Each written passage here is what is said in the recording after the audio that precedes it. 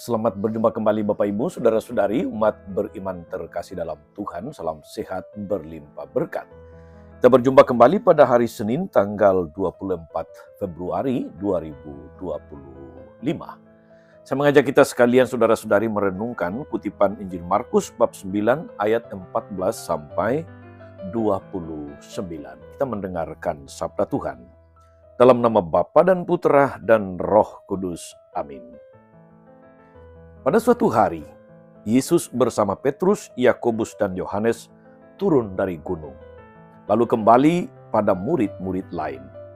Mereka melihat orang banyak mengerumuni para murid itu dan beberapa ahli Taurat sedang mempersoalkan sesuatu dengan mereka. Ketika melihat Yesus, orang banyak itu tercengang-cengang semua dan bergegas menyambut Dia. Yesus lalu bertanya kepada mereka, "Apa yang kamu persoalkan dengan mereka?" Kata seorang dari orang banyak itu, "Guru, anakku ini kubawa kepadamu karena ia kerasukan roh yang membisukan dia. Setiap kali roh itu menyerang, anakku dibantingnya ke tanah, lalu mulutnya berbusa, giginya bekertakan, dan tubuhnya menjadi kejang. Aku sudah minta kepada murid-muridmu supaya mereka mengusir roh itu, tapi mereka tidak dapat." Maka kata Yesus kepada mereka, "Hai kamu angkatan yang tidak percaya, berapa lama lagi aku harus tinggal di antara kalian? Berapa lama lagi aku harus sabar terhadap kamu? Bawalah anak itu kemari." Lalu mereka membawanya kepada Yesus. Dan ketika roh itu melihat Yesus, anak itu segera diguncang-guncangnya, dan anak itu terpelanting ke tanah dan terguling-guling, sedang mulutnya berbusa. Kemudian Yesus bertanya kepada ayah anak itu, "Sudah berapa lama ia mengalami ini?" Jawabnya, "Sejak masa kecilnya. Seringkali roh itu menyeretnya ke dalam api ataupun ke dalam air untuk membinasakannya. Sebab itu, jika engkau dapat berbuat sesuatu, tolonglah kami dan kasihanilah kami." Jawab Yesus, "Katamu, jika engkau dapat." Tidak ada yang mustahil bagi orang yang percaya. Segera ayah anak itu berteriak, "Aku percaya, tolonglah aku yang kurang percaya ini." Ketika melihat makin banyak orang yang datang berkerumun, Yesus menegur roh jahat itu dengan keras, katanya, "Hai kau roh yang menyebabkan orang menjadi bisu dan tuli. Aku memerintahkan engkau, keluarlah dari anak ini dan jangan memasukinya lagi." Lalu keluarlah roh itu sambil berteriak dan mengguncang-guncangkan anak itu dengan hebatnya. Anak itu kelihatannya seperti orang mati, sehingga banyak orang mengatakan ia sudah mati. Tapi Yesus memegang tangannya, membangunkannya, lalu ia bangkit berdiri. Ketika Yesus sudah di rumah dan murid-muridnya sendirian dengan Dia, bertanyalah mereka, "Mengapa kami tidak dapat mengusir roh itu?" Jawab Yesus, "Jenis ini tak dapat diusir kecuali dengan berdoa." Demikianlah sabda Tuhan. Bapak Ibu Saudara-saudari umat beriman terkasih dalam Tuhan, dalam pengalaman hidup kita sehari-hari, kadang-kadang kita menjadi sangat kesal kepada seseorang, itu bisa jadi di rumah, di kantor, di sekolah, atau di mana saja. Karena walaupun kita sudah memberitahu berkali-kali hal yang sama, diajarkan, diingatkan, dinasihatkan berulang kali, namun tidak mengerti juga. Atau kesalahan yang sama seringkali berulang. Tidak pernah berubah, tidak ada perkembangan. Saat diberitahu, manggut-manggut seakan-akan sungguh sangat paham, tapi setelah itu tidak terjadi apa-apa. Akhirnya lalu terbawa kesal, menjadi kecewa, menjadi kurang sabar, emosi, dan sebagainya. Barangkali saudara-saudari, itulah perasaan yang dirasakan oleh Yesus ketika Dia berujar kepada orang banyak, kepada orang tua anak itu, kepada para muridnya. Berapa lama lagi aku harus tinggal di antara kamu? Berapa lama lagi aku harus sabar terhadap kamu? Saudara-saudara, umat beriman terkasih dalam Tuhan. Pertanyaan Yesus tadi yang mengandung katakanlah kekecewaan itu diungkapkan dalam kaitan dengan seorang anak yang kerasukan roh yang membuat dia menjadi bisu dan tuli sejak kecilnya. Roh sering menyeret dia untuk membinasakannya. Ketika orang tua anak ini meminta para murid untuk menyembuhkannya, mereka tidak dapat. Padahal biasanya mereka dengan mudah menyembuhkan, mengusir setan. Hal itulah yang dibawa kepada Yesus. Dengan berkata bahwa anak ini sudah kami bawa kepada murid-muridmu, tetapi mereka tidak dapat menyembuhkannya. Mereka tidak dapat membebaskannya dari kungkungan roh jahat. Karena itulah keluar kata-kata Yesus tadi. Pertanyaannya saudara-saudari, mengapa para murid sampai tidak mampu mengusir roh jahat tadi yang merasuki anak itu? Ada dua kemungkinan saudara-saudari. Satu kemungkinan itu sangat jelas dari bagian akhir Injil tadi. Kemungkinan yang pertama adalah karena mereka kurang percaya, mereka kurang beriman. Andaikan mereka beriman dengan sungguh, tidak ada yang mustahil. Karena itu oleh Yesus mengatakan, tidak ada yang mustahil bagi mereka yang percaya.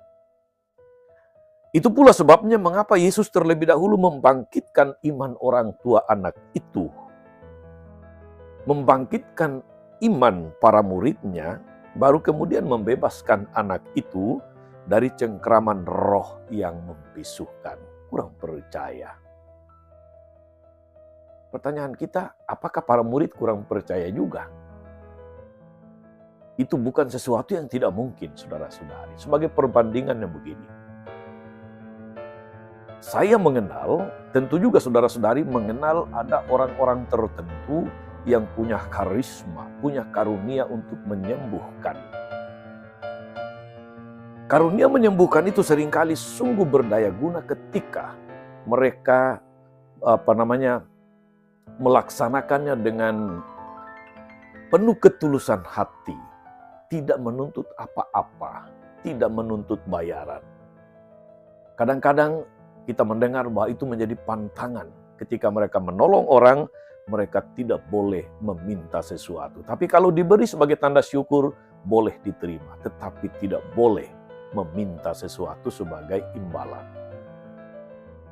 Saya mengenal seseorang yang sangat dikenal sebagai seorang, katakanlah tabib, punya kemampuan untuk menyembuhkan melalui hal-hal yang sangat sederhana, hanya dengan memijat, mengurut dan sebagainya, kemudian memberikan ramuan yang datang dari entah itu akar-akar pohon dan sebagainya, dan banyak orang disembuhkan. Tapi lama-kelamaan ketika semakin banyak orang datang, dia mulai pasang tarif, ditempelkan di ruang tamu dia dengan macam-macam tarif. Dan lama-kelamaan saudara-saudari, semakin banyak orang datang, semakin banyak orang yang tidak mau lagi datang ke sana oleh karena tarif. Kelihatan sekarang bahwa bantuan yang harusnya tulus, karunia untuk menolong orang lain, kemudian menjadi kehilangan, katakanlah itu, daya ampuhnya ketika ada hal-hal yang dilanggar, ketika dikomersialisasikan, dibisniskan. Padahal itu karunia. Bukanlah sebuah, katakanlah, kemampuan yang layak untuk diperjualbelikan, dikomersialkan. Maka kemudian lama-lama keampuhannya berkurang, makin banyak orang yang menghindar, menjauh, cerita-cerita menjadi jelek. Rasa saya para murid seperti itu. Mereka sudah dengan segala macam kepercayaan diri menyembuhkan orang sakit, mengusir setan di mana-mana. Karena pengalaman-pengalaman kesuksesan itu, bukan tidak mungkin saudara-saudari bahwa mereka makin kurang jeli lagi untuk melihat sumber segala sesuatu itu adalah Tuhan. Kalau tidak percaya bahwa Tuhan mampu melakukan segala sesuatu, maka hal itu menjadi tidak mempan lagi. Bukan tidak mungkin, sekali lagi, para murid terbawa euforia bahwa mereka dibutuhkan di mana-mana, bahwa mereka bisa menyembuhkan. Kadang-kadang, bukan tidak mungkin secara manusiawi muncul perasaan-perasaan merasa dibutuhkan. Kadang-kadang mungkin juga butuh pujian, lalu menjadi kurang awas, kurang waspada. Dan itu bukan berarti, bukan tidak mungkin juga menjadi kurang beriman. Itu alasan pertama, karena kurang percaya, kurang beriman. Sebab kalau memiliki iman, segala sesuatu menjadi mungkin. Alasan yang kedua, saudara-saudari, mengapa mereka tidak mampu melakukan pengusiran roh jahat sebagaimana dijawab oleh Yesus kepada mereka adalah bahwa jenis ini tidak dapat diusir kecuali dengan berdoa. Para murid harus paham, saudara-saudari, bahwa tidak semua kasus kerasukan bisa diatasi dengan pengusiran. Ada kasus di mana orang yang kerasukan hanya bisa diatasi dengan doa. Doa merupakan sarana bagi umat beriman untuk bersatu dengan Tuhan, menimba kekuatannya, dekat dengan Dia. Ketika seseorang beriman, hidup tanpa pesona, tanpa daya tarik, tanpa daya ilahi, karyanya menjadi seakan tanpa hasil. Karyanya menjadi seperti tidak bermakna. Dia perlu merenung. Jangan-jangan relasinya dengan Tuhan sedang tidak baik-baik saja. Moga-moga saudara-saudari kita diteguhkan untuk menjadi pribadi-pribadi yang beriman penuh kepada Tuhan, percaya akan karyanya, akan daya dan kuasanya, dan jangan lupa untuk senantiasa menjaga relasi dengan Tuhan dalam doa yang senantiasa kita jadikan sebagai menu harian, kita jadikan sebagai rutinitas, kita jadikan sebagai kesempatan untuk menimba kekuatan dari Tuhan. Tuhan Yesus memberkati kita semua. Amin. Tuhan Yesus Kristus, seringkali kami lemah iman. Kami kurang percaya. Kami juga seringkali kurang dekat padamu di dalam doa, di dalam puasa, di dalam pantang, dan di dalam olah-olah rohani lainnya. Tapi kami tetap percaya kepadamu, bahwa bersamamu, dengan kekuatanmu, kami dapat menghadapi tantangan zaman, dan ketika kami memiliki iman, tidak ada yang mustahil bagi kami yang percaya kepadamu. Terpujilah Engkau Tuhan sepanjang segala masa. Amin. Saudari-saudara sekalian, berkat Allah turun atas saudara-saudari, atas mereka yang kita doakan atau kita janjikan doa. Mereka yang sakit dan menderita, segala rencana, karya pelayanan hari ini, Bapa dan Putra dan Roh Kudus. Amin. Tetap sehat, teruslah menjadi berkat.